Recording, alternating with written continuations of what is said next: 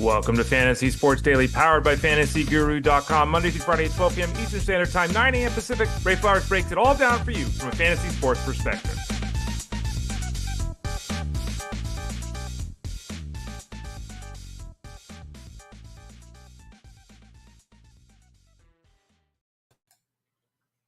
Morning there. Welcome to Ray Flowers and Fantasy Sports Daily, powered by FantasyGuru.com. What is going on, folks? Is it a happy Monday?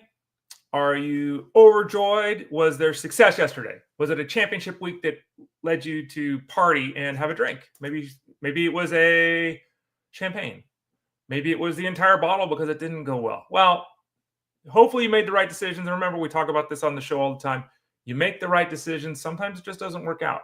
Hopefully hopefully you made the right decisions and it worked out. But if not, we understand. Don't forget, no matter what happened yesterday, you can still go to FantasyGuru.com. You can still sign up. Click that subscribe tab in the top right corner. We're going to be covering football in Week 18. We're going to be covering it throughout the playoffs. We've got college football we're covering. We're covering XFL, UFL, whatever the hell we're calling it these days. We're covering that too. Football never stops. It really is 365 days a year at FantasyGuru.com. Click the subscribe tab at the top and get all of our coverage for the playoffs, whether it's wagering or DFS, or even if you're doing that one-and-done scenario or some kind of playoff scenarios, we'll have all that coverage over at FantasyGuru.com.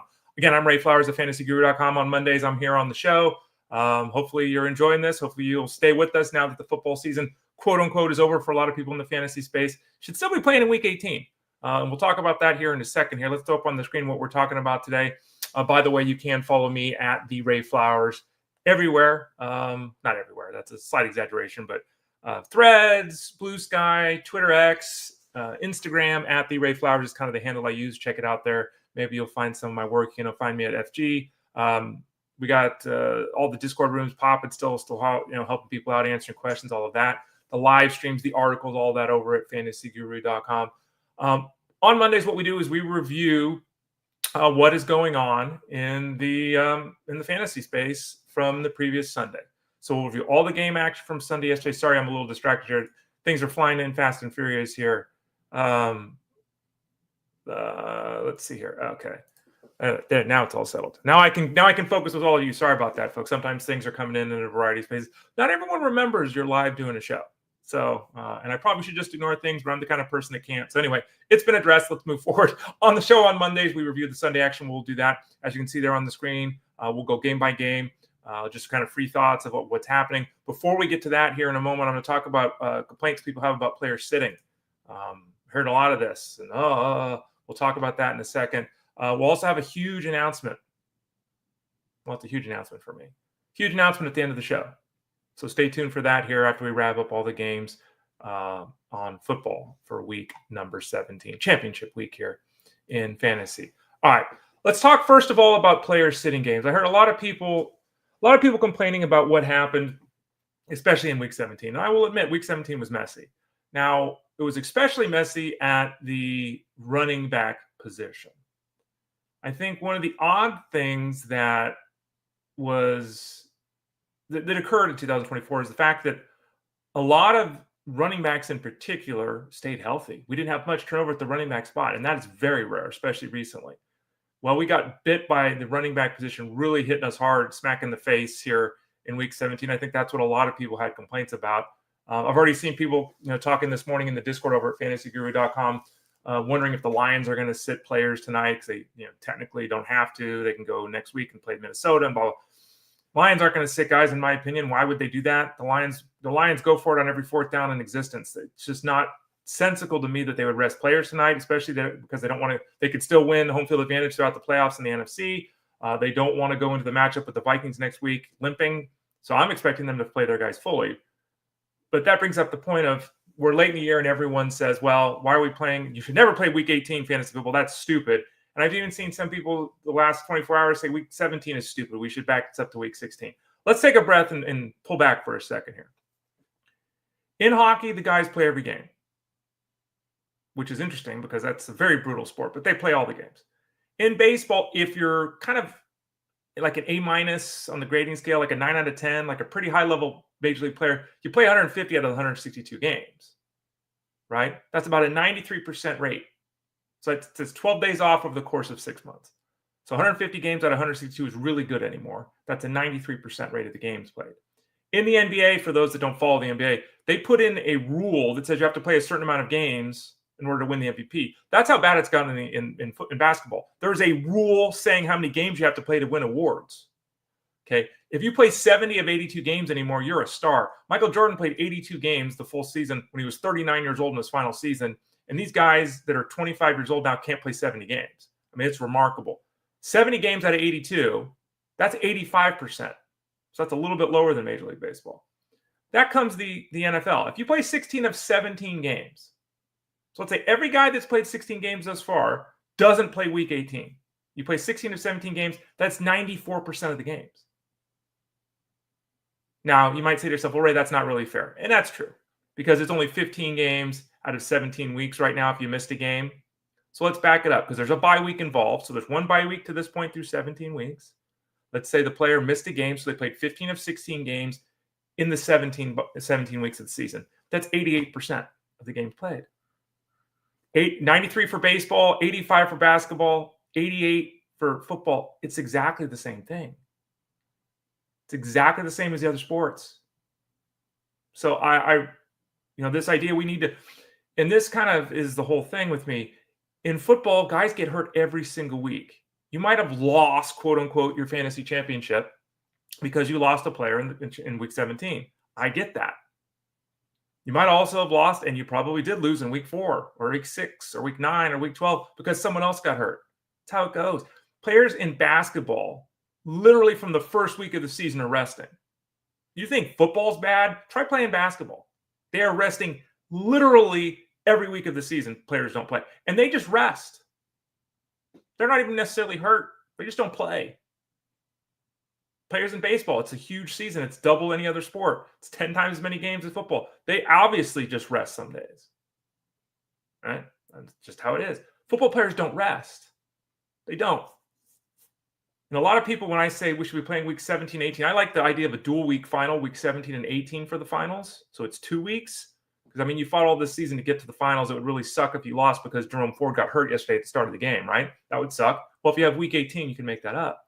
Well, Ray, week 18, everyone's going to rest. There's only 2 teams that would still be playing in week 18, right? How many players on those 2 teams are going to be resting? So, again, I'm not going to – we got to move on to the games here. But I just wanted to put that out there because I've seen a lot of people complain about resting players. The NFL players don't rest any more than the other sports. They don't. It's just a fact. They don't. And they certainly aren't resting in the early parts of the season, the middle parts of the season, all that, like baseball and basketball, where they're resting all the time, all year long. Okay, let's talk about some of this game action. Let's start out with the first game. We're going to talk about New York Jets and the Buffalo Bills. Jets somehow scored 14 points late with Tyrod Taylor under center. Aaron Rodgers was basically benched. This game was 40-0. The Bills destroyed the Jets. The Jets are atrocious. And we're hearing that Aaron Rodgers is going to quarterback this game in Week 18 for the Jets. Makes all the sense in the world. Let him throw that 500th touchdown pass. He may not play next year. He's hinted yes. He's hinted no. Doesn't seem like the Jets want him back. Who knows? I don't know why anyone would really want Aaron Rodgers at this point. We've belabored it, so let's not go on and on with it. But the bottom line is he, after rolling into this game with quite a few efforts of 2 touchdowns, like he was in play for a lot of people yesterday. And luckily I told 20 people yesterday to play Joe Flacco instead of Aaron Rodgers. Rodgers threw for 112 yards on 18 passes. Just oof. And they got destroyed by the Bills. As a result, nothing happened. Garrett Wilson was the lead pass catcher, 7 for 66 and a touchdown. He caught a touchdown from Tyrod Taylor. There was a report that came out yesterday morning that said that Garrett Wilson might ask for a trade next year if Aaron Rodgers is back. Clearly, Devonta Adams got hurt late. He had 5 catches for 47 yards. Just a horrible effort for the Jets in what has been an absolutely horrible season. Now, on the other side of things, Josh Allen. I had Josh Allen on all my teams. We talked about it all year long. He was terrible last week. He's not the reason I didn't win last week, but he didn't help me win last week. This week, he returned to the level or the world of the living. He threw for 182 yards and 2 touchdowns. He ran for another touchdown. I think there's a very realistic possibility of T or Lamar Jackson for the MVP, right? One of those 2 guys is going to win the award this year. It certainly seems likely. I know there's Saquon Barkley's getting some talk here with his 2,000 rushing yards, but I think it's going to be one of the 2 quarterbacks. Allen was on his game yesterday, only threw 27 passes. It was 40-0. He didn't need to do anything really, and he still scored 3 touchdowns in this game. Jared Cook ran for a touchdown. Allen had the touchdown. He threw a touchdown pass to Cooper and to Coleman. Trubisky came in and threw 1 pass, and it was a 69-yard pass to Shavers for a touchdown. The Bills really don't have much to play for in week 17, so it's week 18, So this is one of those scenarios where if you had Josh on, you might say, well, Ray, this is the exact reason why. Yeah, but again, we all lost players every week throughout the season. It happens every week throughout the season. As we talked about, players in the other sports are constantly sitting on a weekly basis. We'll talk more about the actual game action this week moving forward throughout the week. So for those of you playing DFS, for those of you that do have finals in week 18 that are playing some form of fantasy, we'll try to cover that on the show, focusing a little bit, of course, on scenarios like, will the Patriots play anybody this week? Are they just going to try to lose and get the number 1 pick? Did the Bills have any reason to play these guys? We'll talk about that as the week progresses. Moving on, Tennessee and Jacksonville. Predictably a blah game. Jacksonville wins 20-13. Jacksonville's 4-12. Titans are 3-13. On the Titans side, tons of people going Chig Okonkwo after he catch 17 passes the 2 games before yesterday. Didn't quite get there yesterday, but 5 for 42 on 7 targets is a good game. A 9-point effort from a guy who was struggling to give you 6-point efforts for 3/4 of the season. It was below expectations, I think, for some. I also did field a ton of questions people asking about him, so I don't think everyone, despite the 2 big games previously, was sold on him. I think in a PPR setup, getting 9.2 points out of Chig or getting 4.2 in a non-PPR is very fair. I think that's very fair. That was right in line with what you should have expected in this offense. Mason Rudolph was a little bit down. He didn't hit for 200 yards passing, had a touchdown and a pick. The pick was tipped at the line, then it hit Chestnut's hands, and so, but they just weren't able to establish anything offensively. Tajay Spears, by the way, had a strong game with Pollard being out. He had over 100 yards from scrimmage. Didn't get in the end zone, but he had over 100 yards from scrimmage. Did pick up a head injury late, and if that's the case, he's not playing this week. So we'll have to follow that story closely. But both Pollard and Spears may not be available in week 18 for the Titans. On the Jaguars side of things, Brian Thomas, and by the way, Jeff Manz has said that a bunch of times, and I'll say it here too. Mac Jones led this team to a victory, 174 yards, 2 touchdowns. He's continued to feed the ball to Brian Thomas. Thomas, 7 catches for 91 yards and a touchdown, setting all the rookie records as a pass catcher for the Jaguars. What is it, like 6 catches or is it 60 yards and a touchdown? He's like one off Randy Moss's rookie record, or he tied Randy Moss's rookie record. Like historically, he's had a great rookie season as well. Is Mac Jones Mac Jones may not be Trevor Lawrence, but as Jeff Manz has said over and over again, he ain't $275 million worse than Trevor Lawrence. So that's good luck with that, Jaguars. I anticipate the Jaguars coaching staff being fired next Monday. We'll see. But Mac Jones led this offense, and he did the thing that I always say what backup quarterback should do, right? Throw the ball to your guy. He threw 22 passes. 10 of them went to Brian Thomas. Thomas, 7 catches for 91 yards and a touchdown. He also had an 18-yard carry, so he went over 100 yards from scrimmage as he continues to push for a top 5 finish in Rookie of the Year for sure. Probably top 2, maybe 3. We'll see. But Brian Thomas has been everything the Jaguars had expected. If they can fix the rest of that offense, they've got a star to build around in him. Las Vegas and New Orleans. The Raiders moved to 4-12. Saints fall to 5-11. 25-10. The Raiders won this football game. Ameer Abdullah, this is weird. Now the Raiders have had a hard time establishing the running game all season long. Ameer Abdullah ran for 115 yards yesterday. It's the first time a running back for the Raiders has hit 100 yards this season. It was White. It was Madison. It was Abdullah. There was some Dylan Loud thought. They just haven't established the run all year long. Heading into yesterday, there were all the indicators, and really all the indicators were strongly suggestive of Madison being the better play. Madison had 10 carries for 32 yards, didn't do anything. Had a catch for 6 yards. It was all Ameer Abdullah. 20 carries for 115 yards, then had 3 catches for 32 yards. He didn't get in the end zone. He got knocked out at the 1-yard line, or he would have had a touchdown too. A huge effort for him. Now, he was hurt late in this game. So, for those of you playing Week 18, it's very uncertain if he's going to play in Week 18. I would take solace in the fact, as I said at the start of the show, if you played Madison over Abdullah, it was the right decision. It did not work out, and that's extremely disappointing. It was the right decision. Ameer Abdullah having the best game of his career was not on anyone's scorecard coming into this game. On the other side of things, Juwan Johnson, there really wasn't much to talk about with the Saints.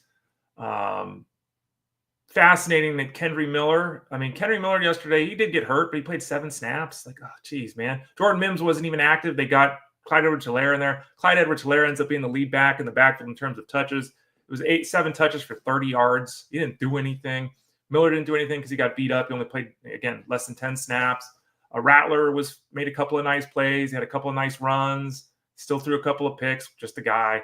But Juwan Johnson had 6 catches for 66 yards. He saw 10 targets. He led the team. He doubled everyone else on this team. And this goes to show you how bad the offense is, how broken the receiving group is with the Saints. The top 2 target getters in this offense were both tight ends. 15 of the 36 passes that Rattler threw, he threw to the tight end. That just doesn't ever get it done. Then he threw the ball 6 times to 3 running backs. So 21 of his passes out of 36 went to the tight end of the running back. Yeah. But Juwan Johnson could have had 7 catches. He had a drop, 6 catches for 66 yards. If you were forced into playing him, you got a big payoff. It was better than Chig Okonkwo. Big effort there for Juwan Johnson coming down the stretch. Next up, Joe Flacco and the Colts headed into this game with a chance to still make the playoffs. They lead this game eliminated from playoff contention as the Giants won 45-33. The Giants, who have been around for 100 years, had never had a season where they failed to win a game at home. And it took them 9 games this year to get a victory at home. Like, they barely kept that record alive. They moved to 3-13 yesterday. Joe Flacco did what was needed if you started him in the fantasy space. He threw for 330 yards and 2 touchdowns. Now he had a fumble and he had 2 picks. So depending on your scoring system, if it's 2 and 2 and 2, that's 330 and 1. Right? He could have basically erased a touchdown with the turnover, so it really depends how your scoring goes. But if you were, going Anthony Richardson and you had the Mason Rudolph decision, or if you're in that zone, the Aaron Rodgers decision, and you went with Joe Flacco, it was still the right call. 330 and 2. The wrong call was going Mr. Josh Downs. Downs, who was getting 9-10 targets catching passes from Flacco earlier in the season, had 3 catches for 22 yards. What a letdown! Massive letdown for him. Mr. Pierce had 6 for 122 and 1. Michael Pittman was making big catches all over the field. He had 9 for 109 and 1. So those 2 guys had huge games. And Josh Downs, 3 for 22. Ugh. Watch the health of Jonathan Taylor. He had a couple of touchdowns, 125 yards to his ankle in that game yesterday. On the other side of things, I'm in a Superflex league, and I have Drew Lock. Or had Drew Lock. I actually dropped Drew Lock this week. Who did I drop Drew Lock for? I think I dropped them to add Mason Rudolph this week. Something like that. So I didn't have Drew Lock. No, that's not true. That's not true. Let me back this up. I think I still have him on the bench, right? It's a super flex league. I have Anthony Richardson and Brock Purdy as my starters. I went with Mason Rudolph yesterday, and I left Drew Lock on the bench. Okay, there you go. So I am the lucky person who had the 35 points of Drew Lock on the bench. I mean, again, I thought Mason Rudolph was the better play. That's what the ranking said. I obviously agreed with that. That's what I did. Wouldn't have mattered. I would have lost my matchup this week anyway. But Drew Lock with the game of his life. 309 yards and 4 touchdowns is amazeballs. He did it on 23 passing attempts. He carved up the Colts. 45 points. He also had a rushing touchdown, by the way. 5 touchdowns for Drew Lock. If you're in a super flex league, 2-quarterback league, and you had to go with Drew Lock, my God. Whoa, 5 touchdowns. Spread the ball all over the place. Slayton had a touchdown. Robinson had a touchdown. Malik Neighbors, for those of you watching Marvin Harrison and wondering why you can't get the ball to your number 1 wide receiver, Drew Lock was able to get the ball to Malik Neighbors.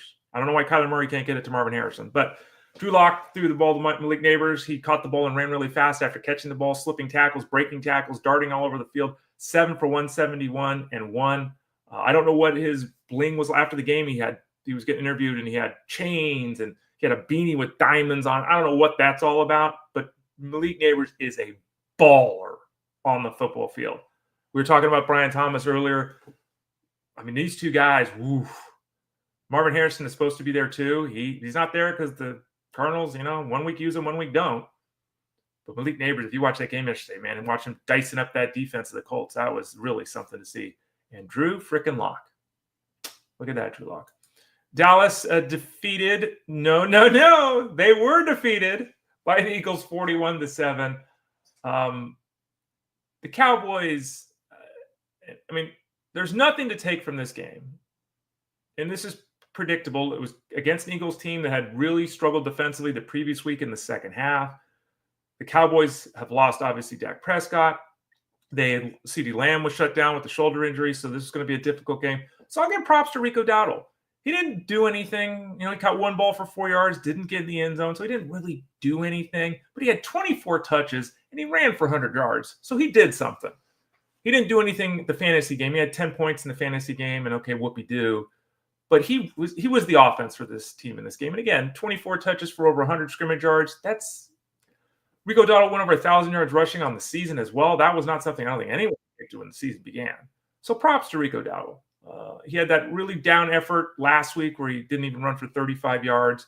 But what is that? 4 or 5 games, 5 or 6 games where he ran for 85 yards, something like that. Rico Dowdle really came on strong down the stretch.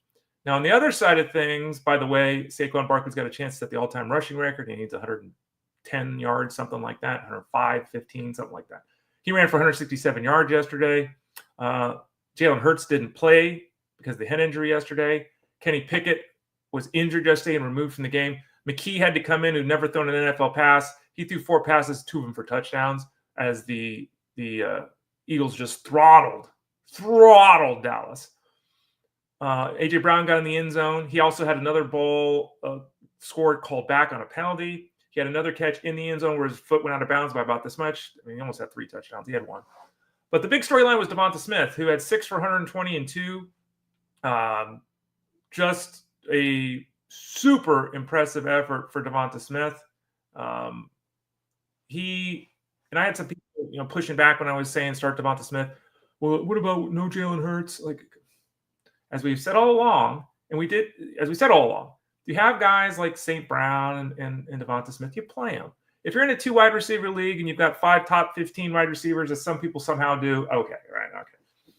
If you're like the rest of us and you're in a 3 wide receiver league, as you should be, if you're not in a 10-team league with 4 bench spots, I don't know how you're not starting Devonta Smith every week. We did have him lower than normal this week because Jalen Hurts was out. I think we had him ranked 29th or 30th, so he was right in the middle of the wide receiver 3 rankings. But he went out and had a huge game, 6 for 120 and 2. And that's an offense that, they got to get Jalen Hurts back. But when you see guys like Pickett and McKee smash an opponent like they did yesterday, and have Saquon Barkley, who continues, I watch these games, Barkley's just running through holes. I talk about it in all my articles over at fantasyguru.com and my Coffin Corner piece on Fridays. It comes out when we look at the numbers, how Saquon Barkley's averaging 3.9 yards a carry before contact. Half the running backs in this league average 3.9 yards a carry. Saquon Barkley averages 3.9 yards before anyone touches him. He's just running through the line of scrimmage. They're opening up massive holes. The offensive line, the scheme, it's doing coaching staff. Everything is going great for this team offensively on the ground. And that's even allowing guys like Pickett and McKee to have the success they did yesterday for the Eagles against that Dallas team. Moving on, Carolina and Tampa Bay. Adam Thielen comes through 5 catches for 110 yards and 2 touchdowns. What is that? 5 straight games with 5 catches for him? I think that's right. Or maybe is that right? I think I saw it this morning. 5 in a row. 3 touchdowns in those 5 games, something like that. 4 touchdowns in the 5 games. That sounds right. Oh, let's pull it up. I was looking at it earlier today. As you know, when we do this, I don't ever have notes. I just randomly talk, so I don't have any plan here. I think it was 5 in a row with 5 and 4 touchdowns. It's 5 games in a row with 4 touchdowns. All right, we got it right. For Adam Thielen, it was all first half. He didn't do anything in the second half, but Buccaneers throttled Panthers 48-14. It really wasn't even that close, to be fair.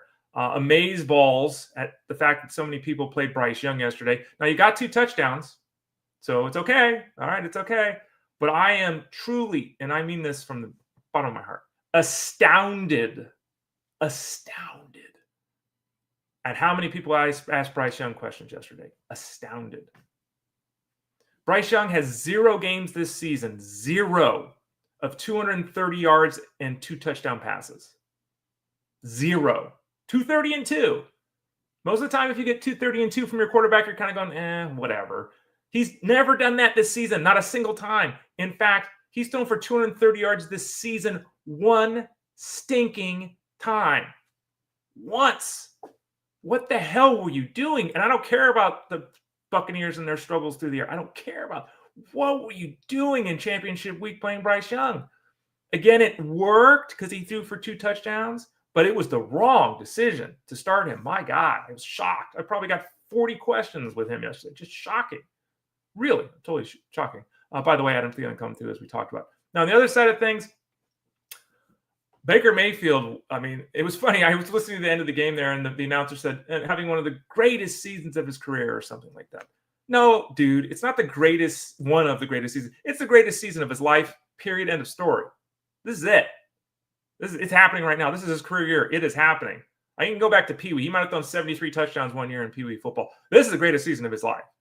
5 touchdown passes yesterday, 359 yards, totally in control of this offense. 2 touchdown passes to Mike Evans, 2 touchdown passes to Jalen McMillan, 1 to Durham, the tight end, who flung the ball into the crowd. Interesting enough, everyone that played Durham, because Otton was out, you got lucky because of that touchdown. Because Culp, the youngster, actually had more targets, more catches, and more yards. The other tight end. That's how it works out sometimes. But Mayfield just, Bucky Irving ran for 113 yards. He had 4 catches for 77 yards, got tackled inside the 5-yard line, and he would have had a touchdown. Panthers just got absolutely, it was 7-7 at one point, and then it was just over. I guess it was 27-14 at half, right? Something like that. Okay. But this game was not. It was over. The Bucs beat the Panthers and now can make the playoffs. They're 9-7. Can't believe people were playing Bryce Young yesterday.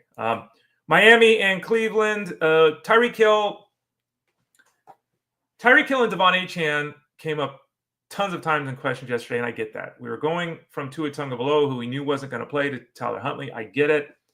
I think that 95% of people had asked me questions with one of those two guys, and there were a lot of questions with those two guys. I think 95% of the time I said to play those guys. Now, Achane didn't do anything. 2 catches for 13 yards, 10 carries for 25 yards. That bombed. That was a bomb. And, Achane running for 25 yards. I mean, the running back, this team can't run the football. They can't run the football. The Dolphins' top 3 guys, Achane, Wilson, and Mostert, carried the ball 19 times for 32 yards.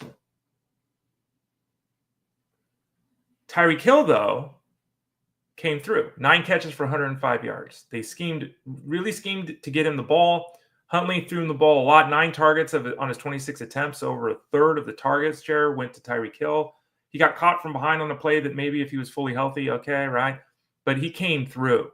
Jonnu Smith didn't do anything, but he had a late touchdown. He came through. Tyler Huntley actually came through. Now, no one asked me a Tyler Huntley question, thank God. But Tyler Huntley had 225 yards passing and a touchdown and 52 yards in rushing and a touchdown. So he had a really good fantasy game. You shouldn't have played him. Don't worry. You didn't miss it. It was the right decision not to play him. But a lot of people that were scared about playing Tyreek Hill lost out on 18 points.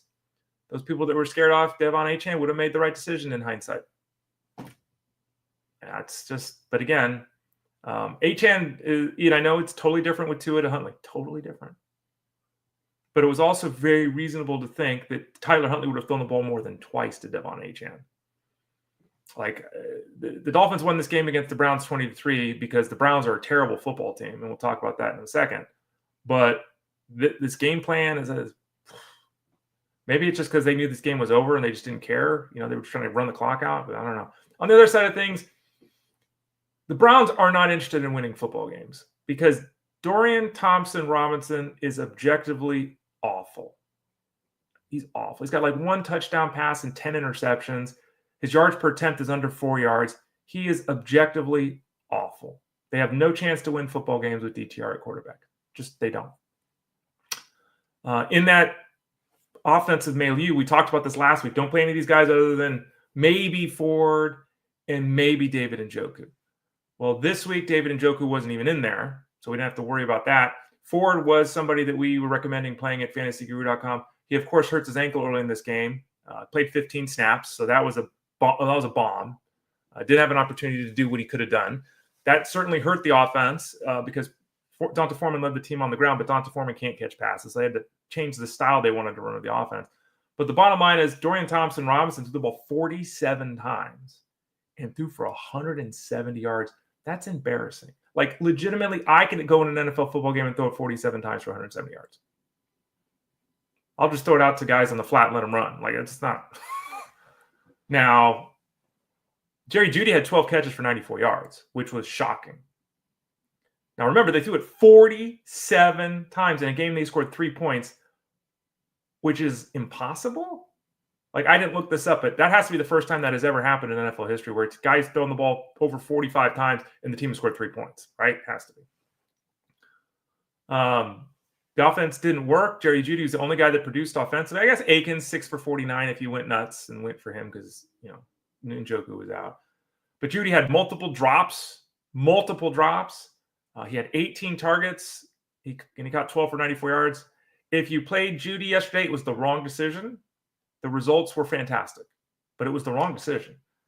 And our brief discussion here the last 97 seconds about this Browns offense should lead you to the point of view that it was the wrong decision if you played Jeudy. He came through. And that's 3 of 5 games now with like 9 catches for 90 yards for him. He caught 2 balls for like 22 yards or 2 balls for 20 yards last game with DTR. So be careful. I might see Bailey Zappi this week because Jameis Winston's shoulder apparently is hurt. We'll see. We'll follow that storyline. Again, the Browns aren't trying to win football games right now. Green Bay and Minnesota, one of the games of the week, if not the game of the week. The Vikings emerged with a 27-25 victory. They had this game in hand. They were ahead 27-10 heading into the fourth quarter, and they barely won this football game. But they'll play the Lions for home field advantage of the playoffs for the division championship next week. The Lions play the Niners tonight. Start your Niners, start your Lions. On the Packers side of things, Jeff Manns has also said this a lot, and I've talked a lot about Jordan Love and his mechanics going back to last year, just like Jeff did. And the Packers win football games. They have a plan. The coaching staff knows what they're doing. It works. They win. And at the end of the day, that's what matters in the NFL. But Jordan Love is not worth $200 million, and he is not a star in the fantasy game. He's just not. And we saw it again yesterday. Christian Watson was out of this game, and the result was still nothing. 11 targets to Romeo Doubs out of 33 attempts. For those people that always wonder who's the number one receiver on the Packers, it actually is Romeo Doubs. Now, the problem is they throw the ball to everyone. Doubs had the 11 targets yesterday, but the touchdown went to Mike Heath on his only catch.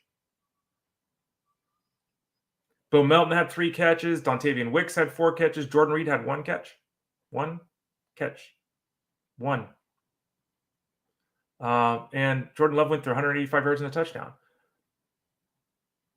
The offense for the Packers runs through the running back, Josh Jacobs, and what they tell Jordan Love to do is to not make mistakes. And for the most part, he's done a very good job of that down the stretch, and they're 11-5, and they're going into the playoffs, right? Okay. But, he was horrible in this game until the fourth quarter. And even then, the numbers they don't catch up. So, Jordan Love, is he a QB1 in 2025? I don't know. Not with confidence. We'll see. On the other side of things, Sam Darnold had a massive game. 377 yards, 3 touchdowns, and an interception. Didn't complete a pass to Justin Jefferson in the first quarter. I think that Justin Jefferson had 2 catches at halftime. But in the end, he had 8 for 92. Didn't get in the end zone. It's another one of those Justin Jefferson really good games, but, really hoping for more. Not that it's a bad game. 17 is a lot better than 10 from these other guys we were talking about late last week. They were playing earlier in the week. Naylor got in the end zone, 5 for 81. Addison got in the end zone, 6 for 69. Cam Akers got in the end zone. He caught a couple of balls for 15 yards and a touchdown. So there was offense to go around, but Sam Darnold, he's not going to win the MVP. I'd be stunned if he won the MVP. He's going to be top 5. And it's really interesting. The Vikings have J.J. McCarthy. He's the quarterback of the future. And he had that knee injury, and he's rehabbing and everything like that. Sam Darnold, does he if you're the Vikings, and let's hypothetically say they win this week coming up. They go 15-2 and they win the NFC. are they really going to go to a rookie next year at quarterback? Like, this is one of the most twisted quarterback situations in NFL history. You've got a guy who's going to be a top 10 MVP vote getter. You've got a guy who's leading your team arguably to the best record in the NFC, and you're going to replace him with a guy who hasn't taken a single snap in an NFL game next year because Sam Darnold is going to get a contract from somebody. And it might be, let's make it up. 3 years, $90 million. No idea. I'm just making it up. He's going to get something like that. You can't have that as a team as your backup. You can't. Now, maybe it's 3 years, $42 million. Maybe I'm totally wrong. But even that, you can't have $18 million. Or what is that? $14 million as your backup? Did I say 42? I don't even remember what I said. You can't have that as you can't be paying 10, 12, 15, $20 million to backup quarterback. Now, if you're paying your rookie $2 million, maybe you can justify it. Okay. And we'll have to see. It'll be fascinating to see how this all plays out. But the bottom line is, if you had Sam Darnold this season, if you picked him up off the waiver wire this season, that's golden, baby. I mean, 377-3 yesterday for the Vikings. The final game to review before our announcement, we hit up some of the questions and comments here in the Discord. The Commanders moved to 11-5. They defeated the Falcons 30-24. They're playoff bound. The Falcons need to win now. Need to have losses to make the playoffs. Drake London came through yesterday, 7 catches for 106 yards. That's 21 targets in 2 games to Michael Penix. Drake London's had a really good season, and he's done that despite some objectively up and down quarterback play. He's done that despite catching passes from a rookie, making his first 2 starts the last 2 weeks. Michael Penix again was fine this week, didn't do anything. He's fine. But Drake London really came through, 7 for 106 yards. He was the only pass catcher over 45 yards for the Falcons yesterday. That number 2 guy was Pitts, who also got in the end zone after dropping that pass late. He did get in the end zone, 44 yards, and the score for him, the only score that Penix threw. The game was obviously all about Bijan Robinson. He had the 17 carries for 90 yards and 2 touchdowns. He's gone 17 carries for 90 yards in like 5 straight games since the bye, I think, scoring a touchdown every week. Star, as everyone knew he would be. But Drake London, shout out. A good effort for him on that side for the Falcons. On the other side for the Commanders, oh my God. Jane Daniels still for 3 touchdowns. He runs for 127 yards. Massive game. 2 touchdowns to Zach Ertz. Where the hell is that coming from? But okay, Zach Ertz. He's Zach Ertz. Okay. He'll get some Hall of Fame talk when he retires. Okay. Olamide Zaccheaus, 8 for 85 and 1. I know he was good last week, but come on, man. Before last week, I think he had 1 game all year of like 45 yards. Like, come on, man. Terry McLaurin, 1 catch for 5 yards. If you want to talk about a player crushing you into the finals, don't give me Jerome Ford. Don't give me Kenry Miller. Terry McLaurin. I mean, woof. And, Terry McLaurin had 3 games. This was his 3rd game this year, where less than 4 PPR points, which is astounding for a wide receiver 1 for an offense that moves the ball and scores points. 3 times he scored less than 4 points. The previous 4 games, I think it was 4 games to yesterday, he had 5 catches for 60 yards and a touchdown in every game. 560-1, 560-1, 560-1, 560-1, averaging like 6 for 77 and like a touchdown and a half because he had a couple of games in there, or 1 game, 2 games in there, I think, where he scored 2 touchdowns. 1 catch for 5 yards. Massive season for McLaurin. Huge payoff for those people that drafted him, given his ADP. Soul stinking, crushing Week 17 effort of 1 catch for 5 stinking yards. Oof. Still time, folks, by the way, if you go to fantasyguru.com. Click on that subscribe tab in the top right corner. Get all of our products. Get our MVP plan, which includes hockey, basketball, NASCAR, golf, PGA, MMA, all of that. That's in the MVP plan at fantasyguru.com. You can get all the football coverage the rest of the way, whether it's seasonal stuff, DFS, wagering, all that as one package over at fantasyguru.com. You can get that. Click that subscribe tab in the top right corner. We are still selling gift cards, I believe. That's fantasyguru.com/product/gift-card. Go there and get a gift card for your friend or family member. Give them a gift for their birthday. Give them a gift for New Year's, Hanukkah. Remember, if you spend money, we give you free money. Things like you put $25 in, we give you $35. You put $100 in, we give you $125. So head over to fantasyguru.com/product/gift-card. Now, the huge announcement I have before we get to the comments. For me, it's a huge announcement. For you, it may not be a huge announcement. I don't. But it's that time of year. And at that time of year, which is this time of year, I start to get excited because behind the scenes, despite doing this show every day, despite being on SiriusXM Fantasy Sports Radio with Jeff Mans every Wednesday, that show is 3 to 6 Eastern. I'm on the Elite Sports Show with Jeff every Wednesday. This week, though, because of the schedule, because of New Year's Day and everything, we're changing things up. So I'm actually doing double duty tomorrow. I'll be back here tomorrow at 12 o'clock Eastern time on this show. And I'll also be on Tuesday tomorrow with Jeff from 3 to 6. So double duty for the shows tomorrow, but normally I'm on with him on Wednesdays. Besides doing that every week with Jeff, besides doing this every day with y'all, besides writing football and answering tons of football questions every day over at fantasyguru.com, I'm also in the background doing something else. I'm working on baseball. My first love, my true love, working on baseball. And it's time, folks. Let's go. It's time to announce the 2025, get it up there, Ray, 2025 baseball product at fantasyguru.com. The launch date is January 6th. We have 1 week until the draft guide drops at fantasyguru.com. As you can see there on the screen, the Elite Seasonal Package is available right now. You can go and subscribe, get it right now. So the moment it goes live, you'll have access to everything.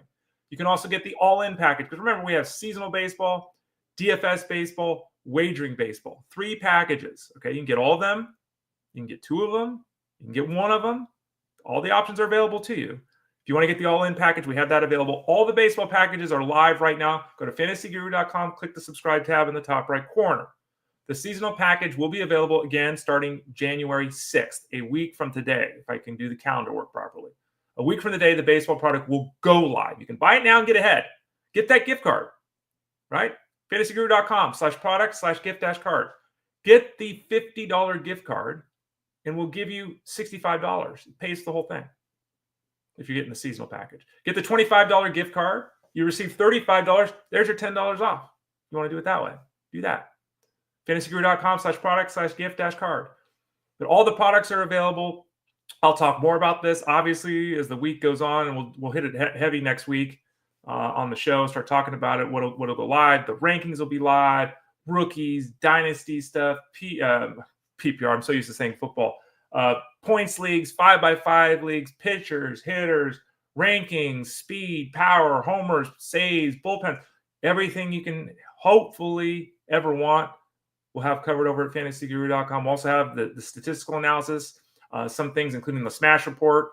We'll talk about that here on the show. Statistical analysis you can't find anywhere else. Stuff that we've invented to help you be better at the game of fantasy baseball. They'll be available to you. You'll have access to that if you sign up for the Elite Data Package, et cetera, et cetera. Again, we'll go into all that more as we get closer to the start of the season.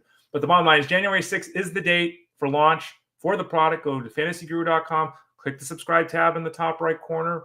Right now, you can get signed up, get those gift cards. If people ask for promo code. You don't need a promo code, get a gift card. There's your promo code, right? The final thing to say here is, remember, as always, we call it a draft guide because that's what everyone calls it, but it's full season long.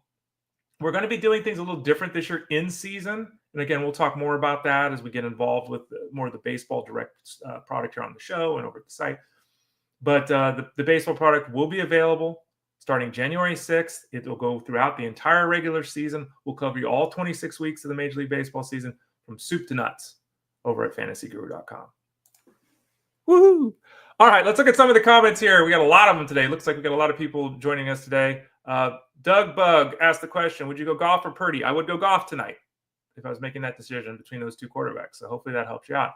Angela says, I'm trying to decide between Isaac Guerrero and Juwan Jennings. I'll probably play Guerrero. I also would play Guerrero. I think that's the right choice there, Angelo.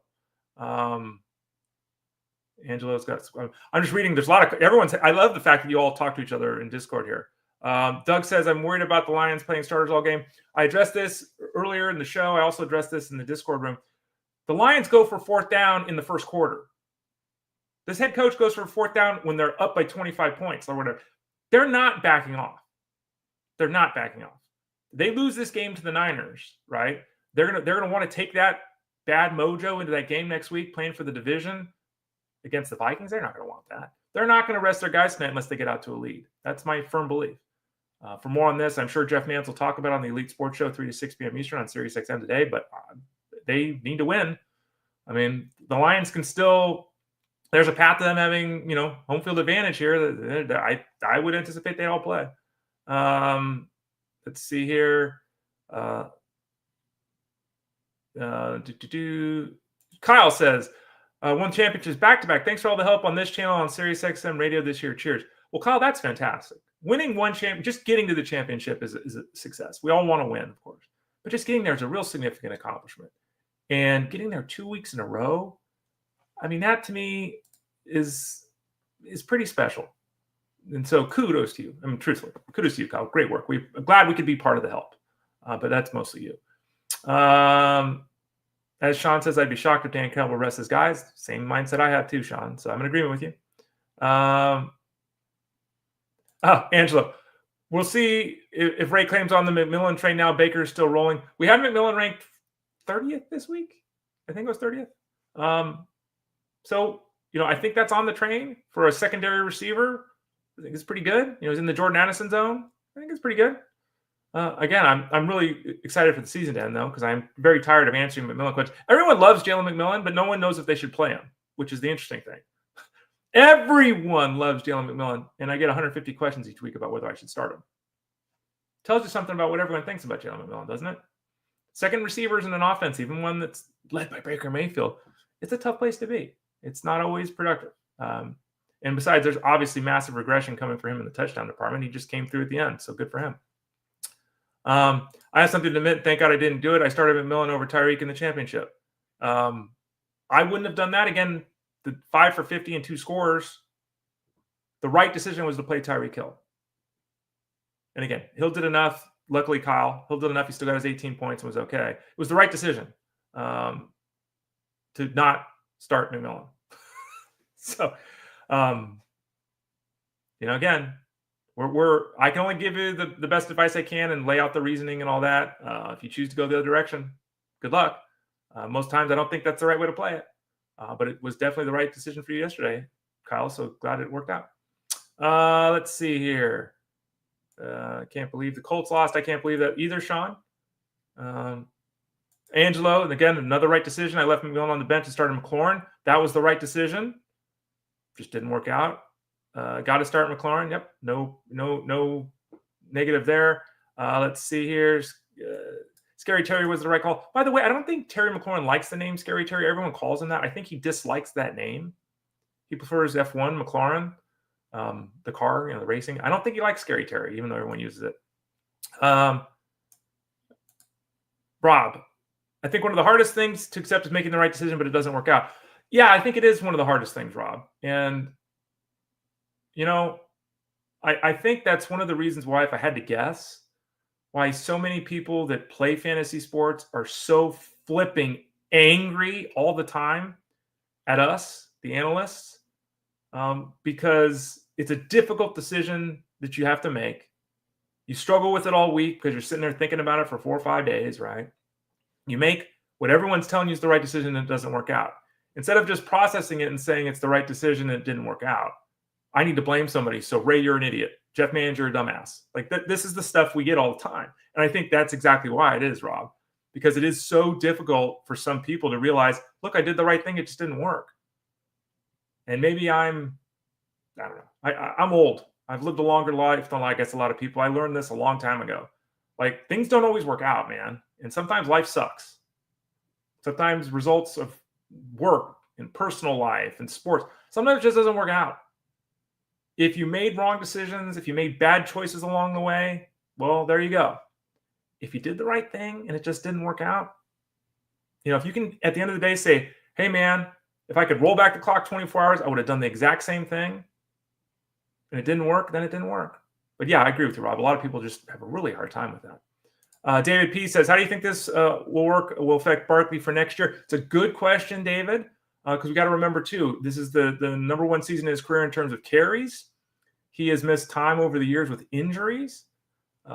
he's not just going to get the 300 because he's going to go for the. I would imagine they'd let him try for the record. I don't know. Next week we'll see, or this week I guess. It's next week. It's week 18. Let him go for the rushing record. Derek Dickerson's 2105. But we're going to remember too that the Eagles, have a chance to go deep into the playoffs. So let's say he ends the year with 365 touches this season, and then he gets another 75 in the playoffs.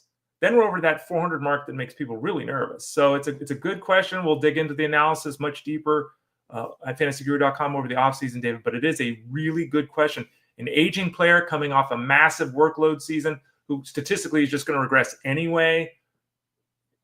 There's a lot to talk about with Saquon Barkley heading into 2025.